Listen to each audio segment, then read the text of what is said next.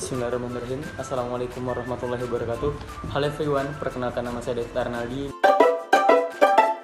dengan NPM 24 Di sini saya akan menjelaskan tentang teori behavioristik. Jadi, teori behavioristik adalah pendekatan dalam psikologi yang menekankan peran lingkungan dan pengalaman dalam membentuk perilaku manusia. Fokusnya adalah pada perubahan perilaku yang dapat diamati secara langsung, bukan pada proses mental yang tidak terlihat. Definisi dan prinsip dasar teori behavioristik. Jadi, kawan-kawan, definisi teori behavioristik menjelaskan perilaku manusia sebagai hasil dari interaksi antara individu dengan lingkungannya.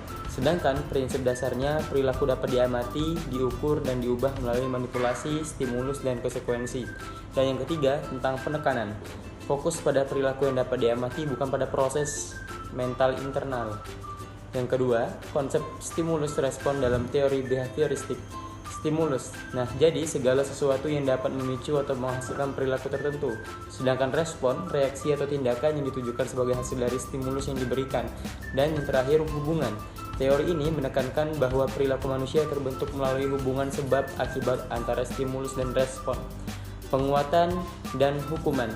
Penguatan positif, memberikan konsekuensi yang menyenangkan untuk memperkuat perilaku yang diinginkan.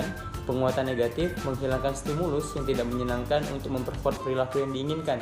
Dan yang terakhir, hukuman, memberikan konsekuensi yang tidak menyenangkan untuk mengurangi perilaku yang tidak diinginkan. Aplikasi teori behavioristik dalam pembelajaran. Yang pertama, pemberian umpan balik, memberikan penguatan positif atau negatif secara langsung untuk memperkuat atau mengurangi perilaku belajar.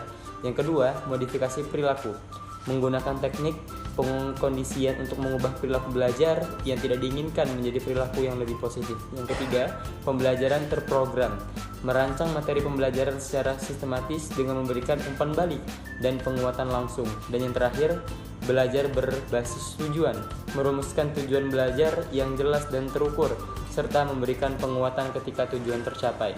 Nah, kelebihan dan kelemahan teori behavioristik. Yang pertama, kelebihan. Jadi, teori behavioristik ini memiliki kelebihan dan kelemahan. Kelebihannya yaitu ialah mudah diterapkan dalam praktik pembelajaran, berfokus pada perilaku yang dapat diamati, menekankan pentingnya penguatan dalam membentuk perilaku. Dan kelemahannya, mengabaikan proses mental internal, kurang memperhatikan faktor individual dan kontekstual, tidak dapat menjelaskan proses belajar yang kompleks. Perbandingan teori behavioristik dengan teori lainnya.